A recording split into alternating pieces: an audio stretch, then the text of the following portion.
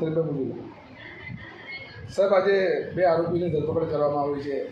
હા, ગઈકાલે અમને પોલીસ સ્ટેશનથી હકીકત મળાયેલ કે આવા ગાંજા જેવો પદાર્થ લઈને અને ફતેવાડી બાજુ અમુક ઈસમો રિક્ષામાં આવે છે. જે હકીકત જાણી અને અમે વોચમાં રહેતા અમારા પોલીસ સ્ટાફના માણસોએ આ રિક્ષાની વોચ રાખતા રિક્ષા આવતા અને એને પકડી પાડે, જેમાંથી 3 આરોપીઓ અમને મળી આવેલ છે અને કુલ 30 કિલોનો ગાંજાનો જથ્થો મળી આવેલ છે, જેને અટક કરી અને કાયદેસરની કાર્યવાહી કરી અત્યારે હાલ તપાસ ચાલુ છે. ક્યાંથી લેવામાં આવ્યું છે? આ સુરતથી આ લોકો મુકુલ કરીને નામ આપ્યું છે. હાલ તો એની તપાસ ચાલુ છે.